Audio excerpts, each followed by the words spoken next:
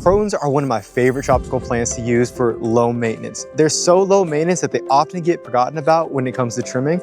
So in this video, I'm going to show you exactly how to trim them, when to trim them, and how to trim them based on the location that they are within the garden. But before we get into that, I'm planning on doing literally a series on how to trim and how to maintain a lot of these plants that are within this garden. So if you enjoyed this video, please like and subscribe so I'm in your feed. But let's jump right into it.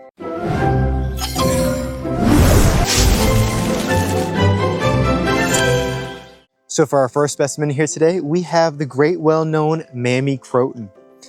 We love using this guy or gal because you can find them at big box stores, you can find them at most nurseries, and you can see she's doing pretty well considering that she just bounced back from the frost. She has a really good mounded shape right now. So we have some smaller growth right here, a little bit longer growth right here, and some top growth right here. That's gonna create a really good uniformed mound. A little small growth, a little bit longer growth, higher growth, and you want to do that trimming in that exact fashion. And one good important thing to note is wherever you cut, that's where new growth is going to develop.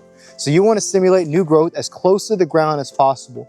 So you're going to want to clip this right down there. So right here, imagine that this is now down there. So instead of it being leggy right there, now it has new growth right there, which helps create that mound shape. Next, you're gonna wanna go to your next layer, which is just gonna be a few inches up. And we're just gonna trim that right around here. So that has a little bit less of a stem. Boom.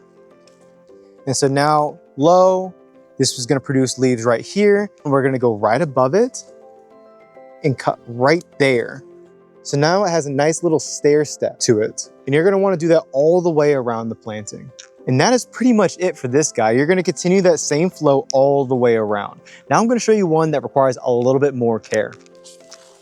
So now we have this Mammy Croton, and she is not doing as good as her friend over there. She's still rebounding from the frost. Most of her growth is at the top. And one thing to note with this is if it was left this way, it's just gonna continue to grow up and be sticky all the way down. So like I said before, you're gonna wanna stimulate growth. One thing to note with this is the stem closest to you or to the front of the garden, that's gonna be your lowest stem. Then you're gonna wanna go up a layer and up a layer again, similar to what we did over there. So this is gonna be low down here. Then we're gonna go up a little bit. And then we're gonna go up a little bit more, just like that. I know this can look a little scary, but you're gonna think about it. There's gonna be new growth right here, new growth right there, new growth right there, and it's gonna create a beautiful mound, and it's just gonna continue to grow like that. And if you're sad about these guys, you could just bring them inside and put them in a vase, and they will look gorgeous. So now comes our second point. When should we do this trimming?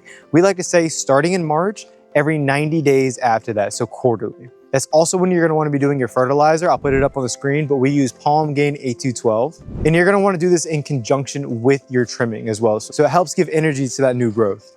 But for those of you whose Crotons are a lot taller than that, similarly to this one, you're gonna wanna do that in a little bit different of a fashion. You're still gonna wanna go in a layered formation for that cut, but you're gonna wanna go about halfway down so you don't stress the plant out too much. After you've done that and you've cut it down in that layered formation, wait about 90 days for that to establish. And then you can even go down a little bit more to the desired heights. Now that brings us to our third point. Our third point is location. So location does matter with these Crotons. And that's really the only time that we kind of encourage stickiness. For instance, we want all the growth to be up here. Growth down there is great, but it's gonna have these Mammy Crotons covering it for the most part. So more growth up here, the better. Obviously, you're gonna wanna trim more of these guys like down here, like that, similarly, those dead spots. So it kind of produces new growth right there. But down there, it's not as needed as much. Shade versus sun. When it's in the shade, you're gonna need to prune maybe even more than it would be if it was in the sun. The reason being, those stems are gonna reach for the sun. So it's gonna become a little bit more sticky. So pruning is essential in order to make sure that it grows more compact, as opposed to the sun where it's gonna be more naturally compact. And I know I focused mainly on the Mammy Crotons for this video, but this works for all species of Croton. Your banana leaves, your Petra Crotons, your gold dust Crotons, your sloppy painters, they all work similarly.